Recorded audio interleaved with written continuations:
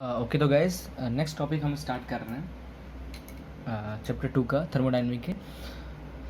तो face change terminology हम कुछ डिस्कशन करने वाले हैं। ओके तो देखो जो फेस चेंज न्यूमेरिकल भी इसी बेस पे हैं। तो ये जो वीडियोस हैं मैं ये 2 पार्ट में ये वीडियो बनाऊंगा और 2 पार्ट में तो ओवरऑल 4 पार्ट में चैप्टर 2 हमारा ख़त्म हो जाएगा थर्मोडायनेमिक का। ठीक है, 2 पार्ट में बना चुका हूँ, 2 पार्ट में अभी बनाने वाला हूँ न्यूमेरिकल के साथ। ठीक है, तो कुछ टर्मिनोलॉजी हम यूज़ कर रहे हैं न्यूमेरिकल सॉल्व करने में हमारा हेल्प करेगा। क्लियर है? तो सॉलिड के लिए, लिक्विड के लिए और वेपर के लिए, लिक्विड के लिए एफ हम यूज़ करेंगे, वेपर के लिए हम जी का सबस्क्रिप्ट यूज़ करें, जैसे वी पावर एफ, ये सबस्क्रिप्ट है ना, एफ जी, और आई के लिए सॉलिड के लिए हम यूज़ करने वाले हैं। क्लियर है? नाउ फेस चेंज में हमें पता है कि सॉलिड से लिक्विड अगर हम करते हैं तो फ्यूज़न जिसको कहते हैं, फ्रीजिंग या मेल्टिंग अगर अपोजिट हो रहा हो तो प्रोसेस में सफिक्स हम आई एफ का यूज़ कर सकते हैं। सॉलिड वेपर के लिए हम आई जी का यूज़ कर सकते हैं, लिक्विड वेपर के लिए एफ जी का यूज़ कर सकते हैं, सफिक्स हम यूज़ करेंगे। ठीक है, मतलब ये हो सकता है वी एफ जी ऐसा। क्लियर है? ऐसा। नाउ अब triple point, critical pressure, critical temperature, ये सब क्या है इसके बारे में हम देखते हैं। ट्रिपल पॉइंट का है the only state at which the solid, liquid and vapour face को एग्जिस्ट इन इक्विलिब्रियम। जस्ट मैंने पढ़ाया था पीटी डायग्राम में दिस।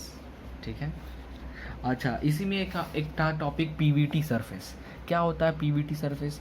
यहाँ क्या है, प्रेशर, वॉल्यूम और टेम्परेचर, ये तीनों का हमने एक तरफ बनाया। मतलब ये लाइन प्रेशर का है, ये लाइन वॉल्यूम का है, और इसका जो ये वाला पार्ट है 3D में देखो कि ये एक्स हो गया, ये वाई हो गया, और ये जेड वाला पार्ट ले लो। तो ये प्रेशर के लिए, वॉल्यूम के लिए, टेम्परेचर के लिए।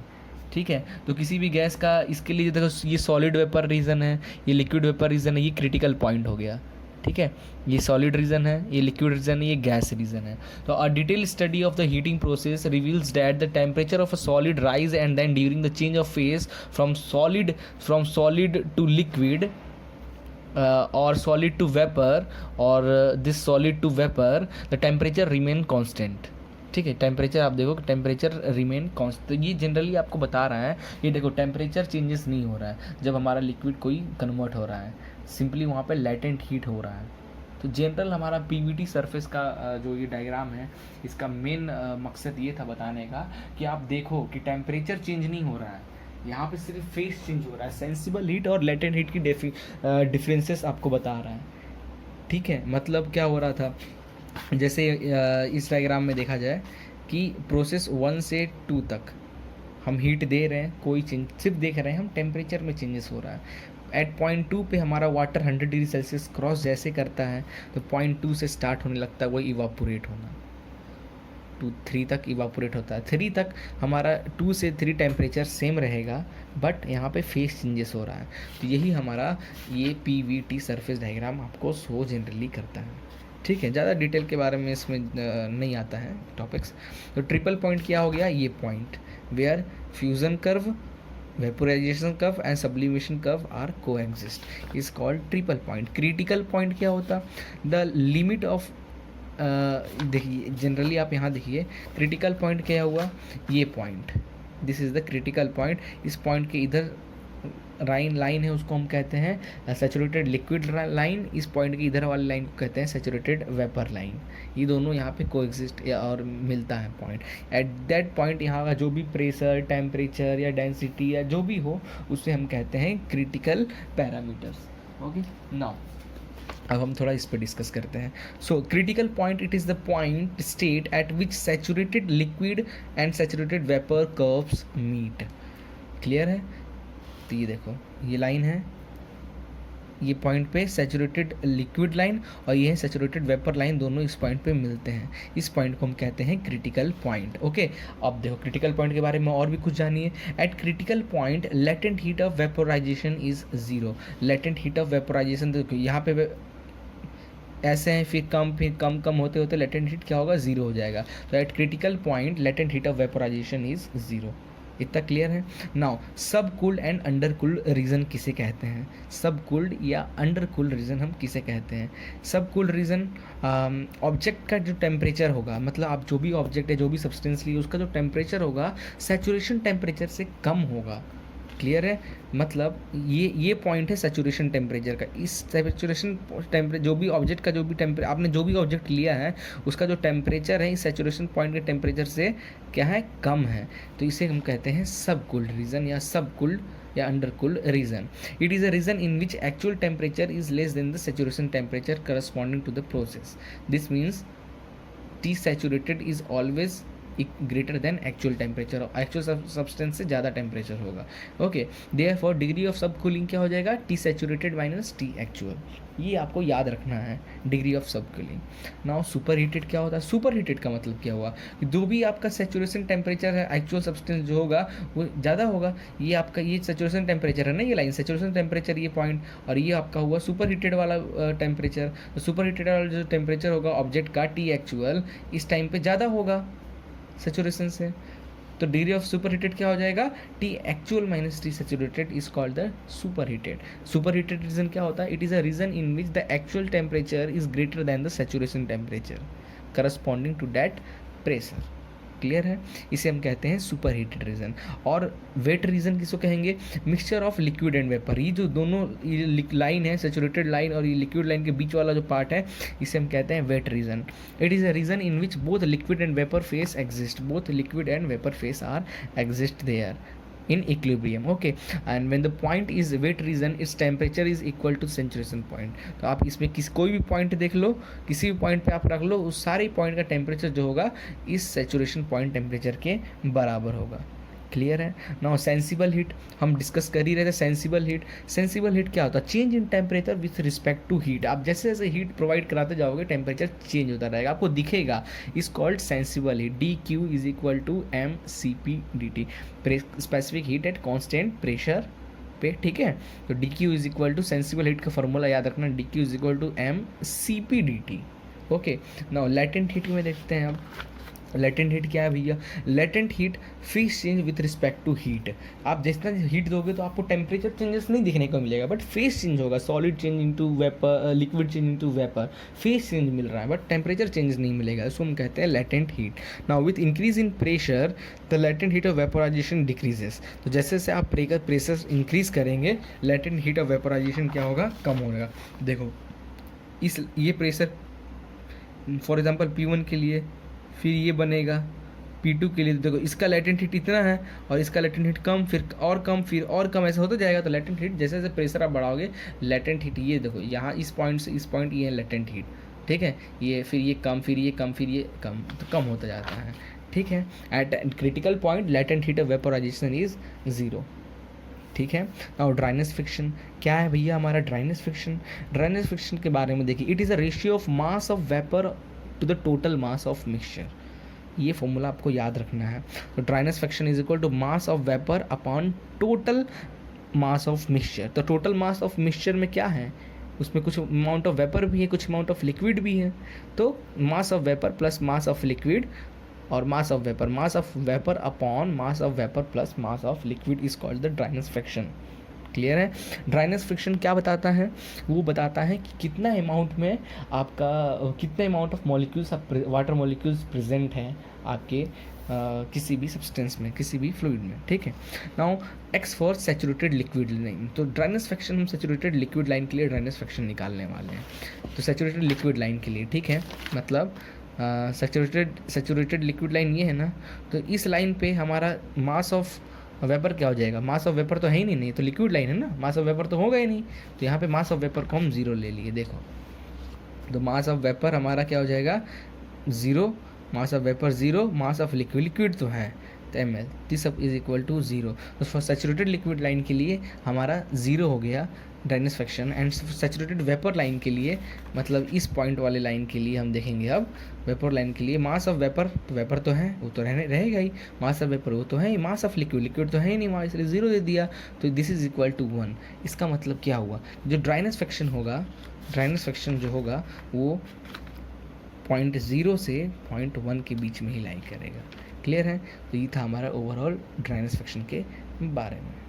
नाउ अगला टॉपिक है फॉर्मेशन ऑफ स्टीम। स्टीम का फॉर्मेशन कैसे होता है और कौन कौन से प्रोसेस क्या क्या उसमें होता है, ये सब हम डिस्कस करने वाले हैं। तो हमने क्या किया, जनरली 1 kg वाटर लिया, ठीक है, 1 kg ऑफ वाटर लिया एट 0 डिग्री सेल्सियस पे, वाटर लिया 0 डिग्री सेल्सियस पे, उसके ऊपर एक पिस्टन का अरेंजमेंट लगा जिसमें हमने वेट रखा, एक पर्टिकुलर वेट रख दिया ताकि प्रेशर मेंटेन रहे, ठीक है सब में। तो अभी जो उसकी वॉल्यूम है V F, volume is V F, F denoted for liquid की वॉल्यूम, तो हमने एफ सफिक्स में लिखा है, सफिक्स में एफ लिखा है, तो ये हो गया total volume of this liquid V F, ठीक है।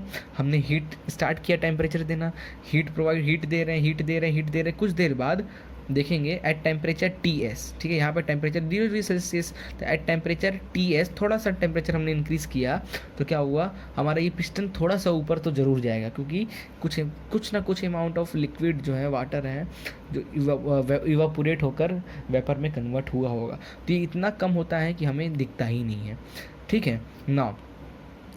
ये ऐसा तब तक होगा जब तक ये 100 डिग्री क्रॉस नहीं करता। जैसे टेम्परेचर 100 डिग्री सेल्सियस क्रॉस करेगा, अब हीट दे रहे हो, जैसे हीट दे रहे हो, बढ़ता जा रहा है, पर देखोगे आप टेम्परेचर चेंज हो रहा है, फेस में बहुत कम फेस चेंज होगा, ज़्यादा चेंजेस नहीं होंगे जब तक ये 100 डिग्री टी एस की वैल्यू 100 डिग्री सेल्सियस नहीं पहुँच जाती, तब तक ये ऐसा ही रहेगा। और जैसे 100 डिग्री सेल्सियस क्रॉस हुआ, ठीक है, फिर क्या होगा, टेम्परेचर कांस्टेंट हो जाएगा, टेम्परेचर में कोई चेंजेस नहीं होगा, सिर्फ आप देखोगे कि फेस चेंज हो रहा है।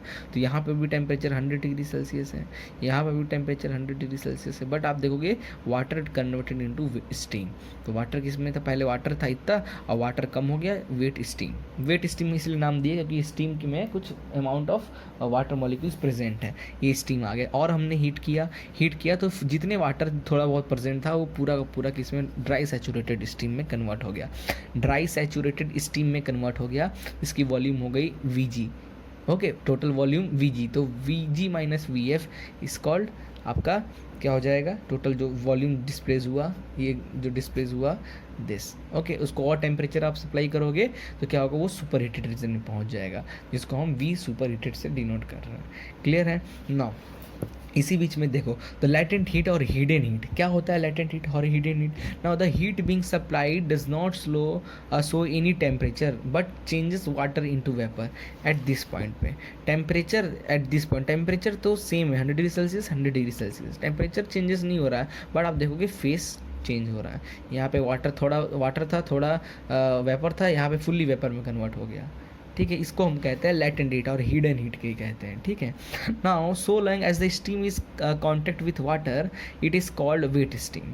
जब हमारा स्टीम जब तक वाटर के कांटेक्ट में है उसे हम कहते हैं वेट स्टीम, ठीक है। And if heating of steam is further progressed water molecule evaporated into steam, okay, that's called dry and saturated steam कहते हैं, ड्राई और सैचुरेटेड स्टीम। यहाँ पे वाटर तो नहीं है ना, वाटर के कांटेक्ट में है, तो जब तक है तब तक हम वेट स्टीम कहेंगे, जैसे वाटर ख़त्म हुआ तो ये हम ड्राई सैचुरेटेड स्टीम हो जाएगा।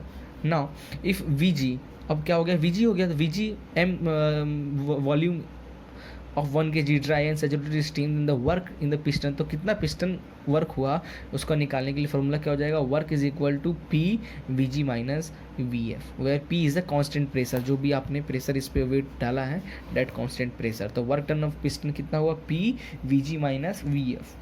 क्लियर है नाउ। अब अगेन यहाँ पे अगेन एंड अगेन यहाँ पे ड्राई सैचुरेटेड स्टीम मिलने के बाद भी आप टेम्परेचर प्रोवाइड कर रहे हो, तो क्या होगा, सुपर हीटेड आपका जो ये होगा रीजन होगा वो सुपर हीटेड रीजन पहुंच जाएगा, ठीक है। Now again if supply of heat to the dry and saturated steam is continued at constant pressure there will be increase in temperature, फिर सेंसिबल हीट ना हो गए, सॉरी लैटेंट हीट ना हो गए, सेंसिबल हीट होने लगेगा, टेम्परेचर बढ़ता हुआ दिखेगा आपको, and volume of steam, volume भी एक्सपेंड होती हुई आपको दिखेगा, okay, the steam is called super heated steam and it's behave like perfect gas. तो जब ये ड्राई सैचुरेटेड स्टीम टेम्परेचर बढ़ा और टेम्परेचर आपको बढ़ता हुआ भी दिखेगा, और ये पिस्टन भी display volume will be exchange, तो ये फुल्ली सुपर हीट है, मतलब इतनी सी भी उसमें मॉलिक्यूल्स नहीं है वाटर का। एट दैट टाइम पे इस टाइप के स्टीम को हम कहते हैं, इस टाइप के गैस को हम कहते हैं परफेक्ट गैस, ठीक है। अब कुछ टर्म्स हम डिस्कशन करने वाले हैं और कुछ न्यूमेरिकल्स हम देखेंगे, लगभग हमारा ये टॉपिक ख़त्म ही है। क्लियर है, फिर हम लास्ट जो है ड्राइनेस फ्रैक्शन को मेज़र करने के 2-3 डिवाइस हैं उनके बारे में हम देखेंगे। क्लियर है। सो अब यहाँ पे देखिए, ये जो light water heating, evaporation, super heating, ऐसे ही रीज़न बन रहा है ना, तो इसको हम लोग कहते हैं सेंसिबल हीट रीज़न। ये है sensible heat region, latent heat region, again this is sensible heat region, और सुपर हीटेड रीजन है, ठीक है। ये हमने बनाया है टेम्परेचर के अकॉर्डिंग हीट एडिशन, जी हीट ऐड करते जा रहे हैं, पहले यहाँ से यहाँ तक हम हीट ऐड किए तो क्या हो रहा है, सेंसिबल हीट, आपको दिख रहा है कि टेम्परेचर चेंज हो रहा है, देखो टेम्परेचर चेंज हो रहा है ना, हीट बढ़ाने से टेम्परेचर चेंज हो रहा है, ये वाटर का हीट हो रहा है। इस टाइम पे वाटर, जैसे वाटर 100 डिग्री सेल्सियस पे पहुंचा, TH सेचुरेशन टेम्परेचर पे पहुंचा, ठीक है, saturation temperature at saturation temperature in which face change will be start, liquid change into vapor is called saturation temperature, or when vapor change into superheated region is called superheated temperature, ठीक है। तो vapour यहाँ पे देखो temperature constant है but phase change हो रहा है, हीट एडिशन कर रहे हैं तो हीट एडिशन बढ़ता जा रहा है, टेम्परेचर कांस्टेंट है, बट ये मतलब क्या हुआ, लेटेंट हीट, हिडन हीट है ये, ठीक है।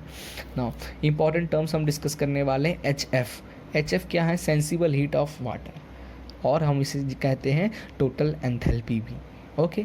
देखो टोटल एंथैल्पी HF, और HFG क्या हो जाएगा, लेटेंट हीट, क्योंकि चेंज हो रहा है ना, फ्लूइड चेंज इनटू गैस, तो HFG is called latent heat, और इसे हम एंथैल्पी भी कहते हैं, ठीक है।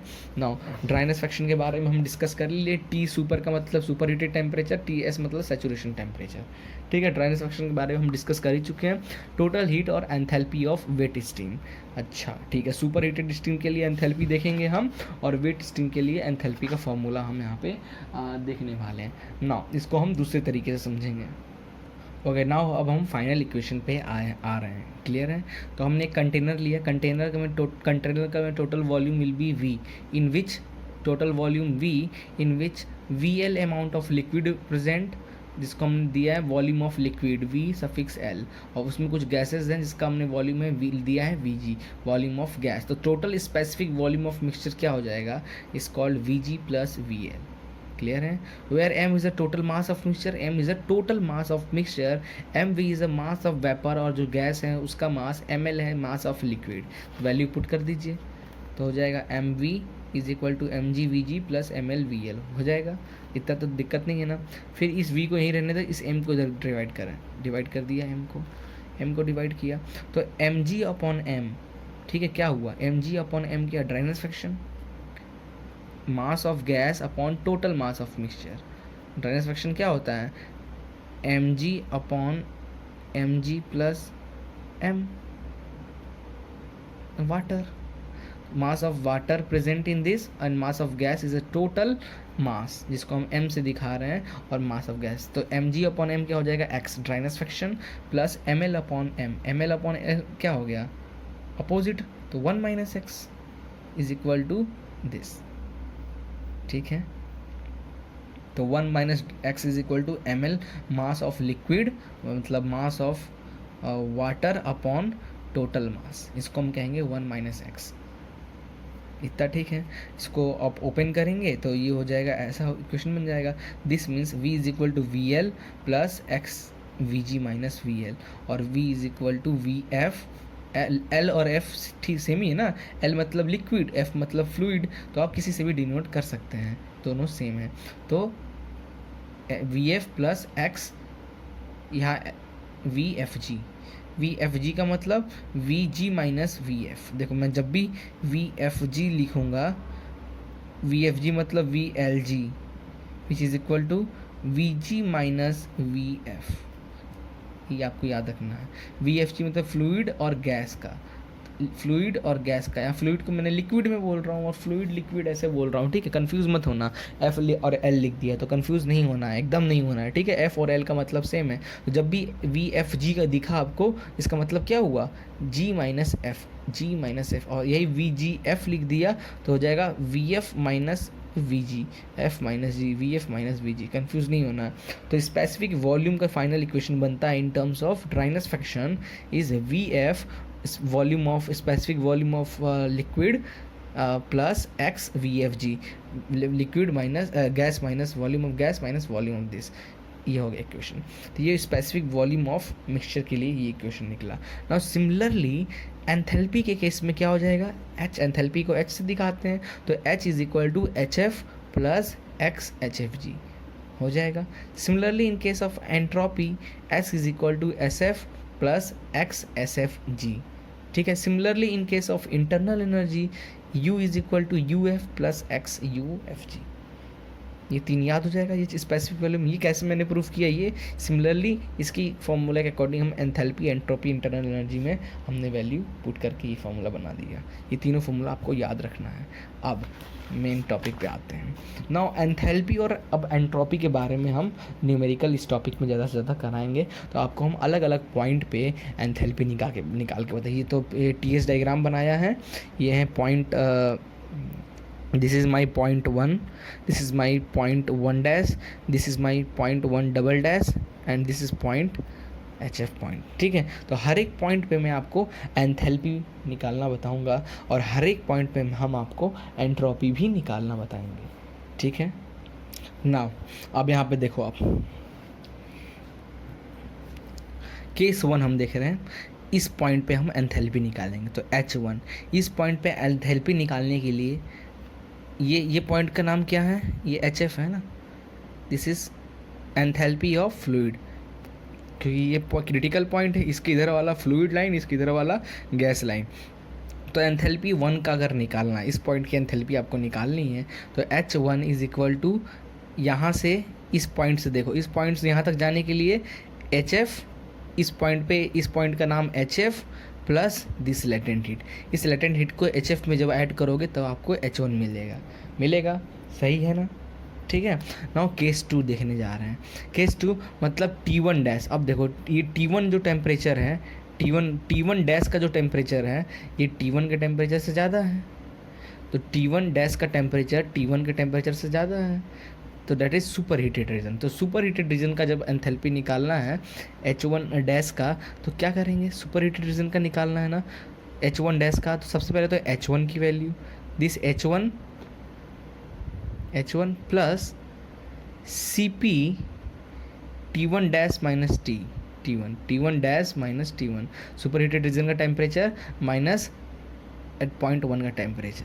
तो उसमें CP का आप मल्टीप्लाई कर दोगे तो आपको मिल जाएगा इस पॉइंट का एंथैल्पी। क्लियर है? इस तो 1 पॉइंट की एंथैल्पी के लिए क्या किया हमने, HF की वैल्यू प्लस ये लेटेंट हीट हमने ऐड कर दिया। इस पॉइंट के लिए क्या किया हमने, इस पॉइंट के लिए हमने क्या किया, H1 plus CP into T1 dash minus T1। ठीक है। नाउ अब इस पॉइंट के लिए देखते हैं, इस T1 टेम्परेचर, यहाँ भी T1 टेम्परेचर से कम है ना, ये T1 डबल डैश का जो टेम्परेचर है वो T1 टेम्परेचर से कम है। This is sub cooled region. In that case इस पॉइंट पे एंथैल्पी निकालना है, तो कैसे निकालोगे इस पॉइंट पे एंथैल्पी, HF, ये क्या है HF या H1 क्या है, ये H1। ठीक है, H1 क्या है यहाँ, HF प्लस L है। तो यहाँ पे ये पॉइंट क्या है, HF। तो HF minus H1 double dash के लिए HF minus this CP T1 minus T ज़्यादा टेम्परेचर है दिस। तो ये इक्वेशन आपको याद रखना है। तो इस पॉइंट पे 3 पॉइंट पे हमने आपको बताया कैसे एंथैल्पी निकालना है। क्वेश्चन में आएंगे, मैं क्वेश्चन करके आपको बताऊंगा। नाउ अब केस 4 देखते हैं, HA। अब देखो, अब इस रीजन, ये है वेट रीजन। इस वेट रीजन में मैंने एक पॉइंट रख दिया कि बताओ इस पॉइंट की एंथैल्पी क्या होगी। वेट रीजन में हमने इस पॉइंट की बात कर लिया, इस पॉइंट की बात कर लिया, इस पॉइंट की बात कर लिया, इस पॉइंट की बात कर लिया, बट वेट रीजन की पॉइंट पर अगर मैं रख दिया at point A, in that case what is your enthalpy. तो इस केस की enthalpy HA is equal to HF plus XHFG। ठीक है। और देखा जाए इस पॉइंट का, तो ये HF, ठीक है, ये HF प्लस HF, ये HF प्लस HG, इस पॉइंट ये है HG माइनस HF में ये कितना ड्राइनेस फ्रैक्शन है, यहाँ से ड्राइनेस फ्रैक्शन कितना है उतना मल्टीप्लिकेशन कर दिया मैंने। ठीक है, तो हमारी वैल्यू आ गई दिस। तो ये 4 फॉर्मूला 4 पॉइंट के लिए आप बता सकते हो, किसी भी क्वेश्चन को आप इजीली सॉल्व कर सकते हो। Same in case of entropy, same to same मैंने एंट्रोपी के साथ भी यही किया है। 1 2 3 4 फार्मूला मैंने लाया है अलग अलग पॉइंट पे, पॉइंट 1 1 डैश 1 डबल डैश और दिस इज पॉइंट 1। ठीक है, ये टेम्परेचर और एंट्रोपी का मैंने डायग्राम बनाया। This point is S F, this point is S G. अब ये एस एफ एस जी क्या है, तो आपको जो प्रेशर और टेम्परेचर दिया होगा ना, तो with the help of steam table आप एस एफ और एस जी की वैल्यू आप निकाल सकते हैं। ठीक है, चलिए केस 1 एस ए के लिए सबसे पहले हम निकालते हैं कि इस एट दिस पॉइंट पे क्या होगी एंट्रोपी। एट दिस पॉइंट पे एंट्रोपी क्या होगी, इस पॉइंट का नाम क्या है एस एफ। तो S F plus S g minus H F में ड्राइनेस फ्रैक्शन को ऐड कर दो, जैसे हमने ऊपर किया था। तो S F plus x S g minus S F, S F G का मतलब S g minus S F. तो ये हो गया हमारा इस पॉइंट का एंट्रोपी। नाउ अब देखते हैं एस जी इस पॉइंट की, मतलब एट पॉइंट 1 एस जी है ना, पॉइंट 1 का नाम क्या है एस जी। तो एट पॉइंट 1 का ये क्या नाम है हमारा एंट्रोपी होगा। तो इस पॉइंट के लिए this S F plus this, तो इस पॉइंट के लिए निकल जाएगा S F plus this latent heat. तो S F plus this latent heat upon T saturated. अब आप लेटेंट हीट निकालना इन टर्म्स ऑफ एंट्रोपी, तो आपको लेटेंट हीट कितना है यहाँ का वो अपॉन टी सैचुरेटेड टेम्परेचर जो है उससे करना पड़ेगा। तो दिस इस पॉइंट के लिए इस पॉइंट प्लस दिस, तो आपका इस पॉइंट की वैल्यू निकल जाएगी एस जी के लिए। ठीक है, सिमिलरली एस एफ इस पॉइंट के लिए निकालना हो तो इस पॉइंट के लिए कैसे निकालेंगे, this s g minus latent heat upon this, minus के टर्म में। ठीक है, ये कर लोगे। नाउ एस वन डैश इस पॉइंट पे क्या होगा, इस पॉइंट पे निकालने के लिए दिस एस वन या एस वन को एस जी हम बोल सकते हैं। तो s one plus c p l n t one dash upon t one dash this upon t one. तो ये एंट्रोपी में ये लॉग टर्म एक अलग से आ जा रहा है। ठीक है, ये आपको थोड़ा ध्यान देना, लॉगरिथमिक ये चेंजेस होते हैं वैल्यू, तो ये वैल्यू आपको याद रखना है। ठीक है, और एस वन डबल डैश के लिए क्या हो जाएगा, this S f minus c p l n t saturated minus this, और यहाँ पे this upon this upon this. ठीक है, यहाँ प्लस हो रहा है क्योंकि हम यहाँ पे कर रहे हैं, और इस पॉइंट से ये नीचे जा रहा है तो this minus this l n और ये माइनस होगा। तो ये 4 इक्वेशन, तो एक ये आपको पूरा याद करना है एकदम अच्छे तरीके से। ठीक है, तो आई थिंक मैक्सिमम जो टॉपिक हैं मैंने आपको बता दिया है। क्वेश्चंस उसी टॉपिक जो मैंने आपको फार्मूला से बताया, जो तरीके से बताया, उसी फार्मूले के हेल्प से आपको पूरे क्वेश्चंस को सॉल्व करना है। क्लियर है? ये मेरे नोट्स पहले बने थे तो उसके अकॉर्डिंग मैं दूसरे तरीके से पढ़ा था। अब जो मैं पढ़ा हूँ उसको थोड़ा अलग तरीके से एडवांस लेवल से पढ़ा है और वो ज़्यादा आसान है इसके कंपेयर में। ठीक है, तो मैंने इसीलिए आपको वहाँ से बताया। कुछ न्यूमेरिकल्स हैं, कुछ न्यूमेरिकल्स हम देखते हैं कुछ इसी टॉपिक पे। देखिए क्या है, calculate the dryness fraction of A steam which has 1.5 kg of water in suspension with 50 kg of steam.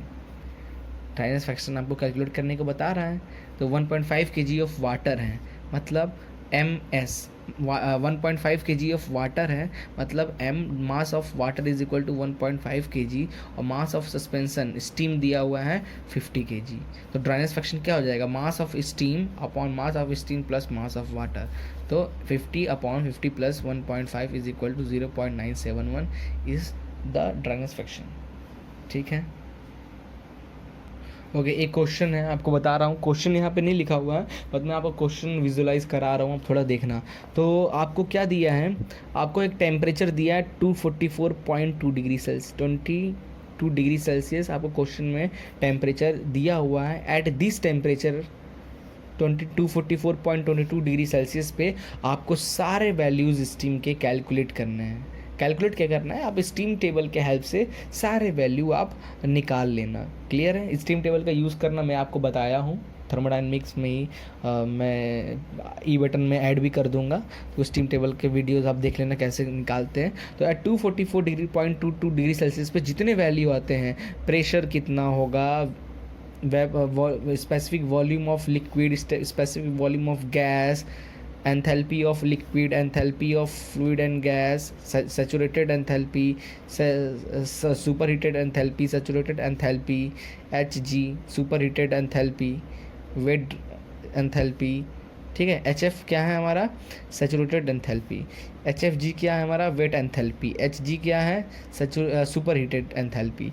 वैसी तरह S F, S F G और एस जी, ये सारे वैल्यू हमने निकाल लिया एंथैल्पी के, एंट्रोपी के, स्पेसिफिक वॉल्यूम के, प्रेशर के। सबसे पहला आपको निकालना था व्हाट इज़ द प्रेशर। तो प्रेशर कितना आपका आया जिस टेम्परेचर में 36.0 बार, 36.0 बार आपने प्रेशर कैलकुलेट कर लिया। उसके बाद आपका पूछा है नेक्स्ट क्वेश्चन में कि टोटल मास बताइए कितना होगा, मास ऑफ मिक्सचर। तो मिक्सचर, जो भी मिक्सचर आपने यूज़ किया है उस मिक्सचर का टोटल मास क्या होगा। तो जनरली आप फार्मूला आप देखोगे, टोटल मास का फार्मूला क्या हो जाएगा, mass of fluid upon mass of gas, mass of fluid upon mass of gas. और मास ऑफ फ्लूइड और मास ऑफ गैस आप निकाल लोगे तो टोटल मास आपको मिल जाएगा। तो मास ऑफ फ्लूइड और मास ऑफ गैस कैसे निकालें, देखिए।